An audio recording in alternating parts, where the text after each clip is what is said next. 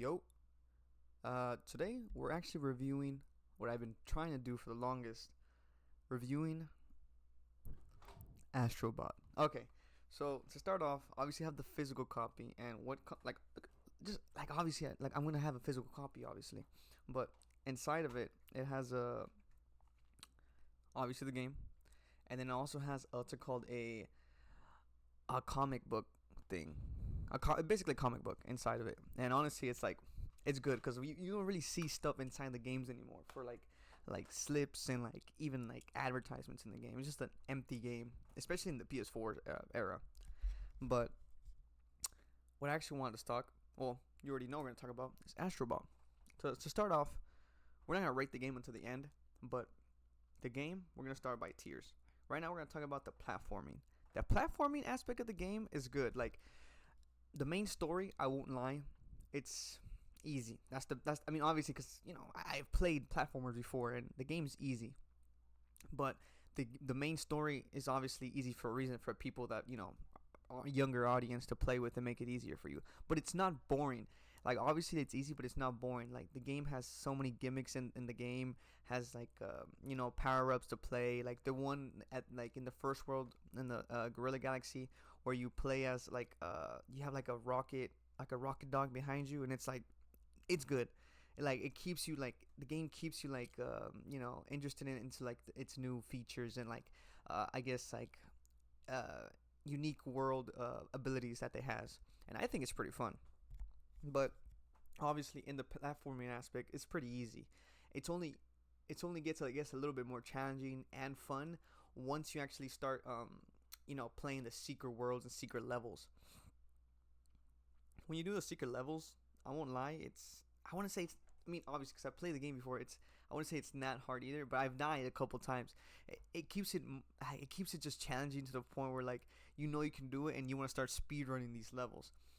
That's it called. The secret levels are obviously secret, so you have to go out of your way to find them. And obviously, if you like the game enough, you'll go find it to find a better platforming experience. And I think it's pretty good. That's called the platforming for sure. And like the different what's it called characters that like you come across when you do these secret levels and stuff like that. It keeps you always like wanting to play these what's it called different worlds. But the exploration type of the game, I would say is high as well, because obviously nothing is like guided towards you unless like you beat the world and then you buy the little bird thing at the end, and then lets you buy it. I mean, lets you what's it called like find every secret thing in the world. But for exploration, it's kind of hidden. I won't lie. Like there's things like you have to like go out of your way to parkour up to, or there's things you have to listen out to actually find, or literally just explore. Like go out of the path away that doesn't look like the path and to find stuff. Obviously, exploration. There's so many secrets and little things, especially when there's like use the power ups in order to get to the secret places. That's when it gets a little bit more interesting. I won't lie. Um, but for sure, it's called the exploration. I won't say it's like the hardest thing, but it's fun. It's like it's there for people that want to like keep finding new characters and stuff like that, and I think it's pretty good. So that's one thing. But obviously, like the main thing of the game that everybody just gets intrigued of is like the like iconic characters, and for sure like there's characters in the game that I won't lie, like I don't even know, but for the most part like I know like a good more than a handful for sure. And like I just love like that you can just like keep finding these characters, keep finding like new what's it called I guess basically even pets, because not just characters either. In the game there's also like these pet things where you can find like eggs, and when you find these eggs, and that's in like in the hub zone area, you find these eggs where like these people, like not these people, like they're just like almost like the side characters of games, or even like the main characters of the game, which obviously they couldn't transform into Astro Bot like the Spiral one. I don't even know how the Spiral one will work, but yeah, and they have that. They have Daxter. Uh, yeah, Daxter. They have I'm trying to remember like a few of them. I can't remember all of them. I haven't played this game in so long. I should have made this video like way earlier. But they have so many characters and like different, like I guess like iconic what's it called references into the game, especially once you start like getting coins and like buying the what is it called, using the vending machine to buy what's it called, I guess like it's dedicated, the character's dedicated, I guess, like item with it. Like I know for a fact like in the Resident Evil 2 one, you get what's it called Leon, what's it called you get Leon's what's it called little thing, and he has like a door that he has to open with the key, and it's obviously like like the clover to call key or something like that. And it's like small stuff like that that if you play the game you'll understand the reference to, which makes you like keep wanting to buy like wanting to buy like the different characters. What's it called different things and stuff like that as well. For sure, I just want to keep like exploring the game because right now there's a new update and I can't even imagine what other stuff they added. Maybe new characters and stuff like that. I haven't read too much about it, but I know for a fact they have more characters and stuff. And the different characters and updates like that come across with the game as well. I know they also had it added more like online features for the game as well.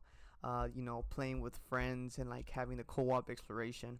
I would say if they added almost like a Little Big Planet type of feature in the game where you can actually like make your own worlds and play other people's worlds, I think it would be just have like that leap that the game needs in order to like not be mainstream, but because it's like it's a first party to call game, so like already has some tension, but even more tension that attention should I say that it already has. And also like it would just like prolong the game for sure even more, having like replayability more than just like the main story slash secrets that they have as well. um but other than that, I think the game is very fun for sure, but there is some weak parts of the game. Obviously I've already spoken about like the easiness of the game, and like not having what's it called not too much of a challenge in the main story. And like the bosses are pretty fun too, and stuff like that, but it's just like the enemies just like repeat almost, or like they have like a reskin and stuff like that. They don't really have a lot of like things to like to differentiate between the worlds for sure, because like obviously like the buttons of the controller is like what makes like each world different, and like the final bosses and stuff like that. And I feel like there is some like some stuff that makes it unique, but at the end of the day you see the same like type of enemies everywhere, and you see the same type of like um situation where like is these enemies coming up and you know what to do, or like what's gonna happen. But that's only like a few weak parts because I can't really think of too many, but there is a lot of like I guess like creative aspects in the game that like keep playing for what's it called exploration, like make the world what's it called fun, like when you can turn like, and it's basically mainly just because of the power-ups. Like each world when it has these power-ups and it come up with like new what's it called ways to play the level, it makes it I guess engaging, but at the same time like again it's like the same mob slash enemy, so like it's not like it's just like you have a different way to like beat them, but not a different enemy in like in a sense for sure. um I do want to say like the game is it like it's still I'm pretty sure in progress for like updates and stuff like that, and I just know that like the game will like definitely like peak even more. But for the most part, I do like the game just for the sense of the platforming is is challenging when you actually go out of your way to go look for them. The characters are unique with well not unique but like iconic, and with like with almost like a what is the word, with almost like a like the features of like wanting to grab everything, like the game makes you want to grab everything because you know these characters and you want to grab like all the unique what's it called the dedicated should I say the dedicated what's it called item for the character, and it keeps you wanting to explore and almost like grow your like your main island. The bosses are fun, and also like the character dedicated worlds too, or I haven't even mentioned that the dedicated worlds are even more like more exciting to see and more exciting to play, because like you get to play like one, like the most obviously like, the one everybody's seen is the God of War one, when you can literally play as Kratos, and it's like I mean the updated Kratos 2018, and like you can use his axe, and you can like use his like the puzzleness of the game, like in the game, just like in the game where you use your axe to like open like bridges to stop or freeze water and stuff like that. It makes it so much fun for it as well. And like not only that, but like the different ways that's it called like the actual boss fights work, where like the platforming slash like arena changes, and like the different styles of power-ups they give you in order to beat them makes it even more fun for sure. So I ranted from there, but Iconic characters for sure. Bosses are fun. Level design is like, story. It's like, it's decent. Secret worlds are good because they want like it's fun to play those. And then for sure, just that little bump, if you could have just like almost like a Mario Maker type slash Little Big Planet online servers for sure.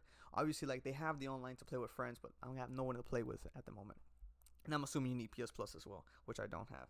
And for sure, like that online aspect gives it like an extra score, because obviously there's an incentive to play the game and buy the game, because one, like you want to make this game iconic for PlayStation, because the Astro Bot character is like, it's almost like a mascot, you can say. But it has so many, you can't just say Astro Bot's a mascot, because like there's so many. But for sure gives people attention to go play this game, grab it, and have fun with other friends. So in that sense, I think I'm gonna give this game probably like an 8.5, touching a 9, maybe to other people, because obviously I have no one to play with. If they have the typical online feature where you can make your own worlds and play other people's maps, it's a 9, flat on 9. It's just like I said, it's just an easier game, obviously meant for kids and stuff like that. But the game is, it is fun in a way where you want to keep grabbing everything. It's a collectible type of game. Definitely fun. Not a masterpiece in a sense, because it's like kind of easy. But if that online comes in, it's a 9, maybe a 10 with some harder levels slash speed run, like time speedrunning maps you can play with for sure. Again, Astro Bot's a good one. I got it not day one, like week one when it came out, and I just love the fact that the game, obviously, like the people that made it like had some like thought into like the people that actually purchase games and stuff like that, with the reversible cover, the little comic book inside, and then like also what's it called, the unique, not unique, but like the downloadable content you can get, like, which is like makes your PlayStation profile different from everybody else as well. But other than that, I think I'm gonna give it that a final score 8.5 for sure. Maybe with the updates 9, but for today 8.5. I don't think I'm gonna revisit the game anytime soon, or like at least I'm gonna show it on YouTube. But definitely play the game again if just in case my friends, one of them actually gets the game and they have PS Plus and I have PS Plus, we could play it, and maybe it's even a little bit more funner with like the different character likes powers, and you can like fight each other and stuff like that. Like I have so many ideas of which the game would put in, but obviously I feel like that would be more dedicated from the player making the worlds. But that was it for this one, and I'll see you another time for sure. Not sure when I'm not too busy from work. Peace.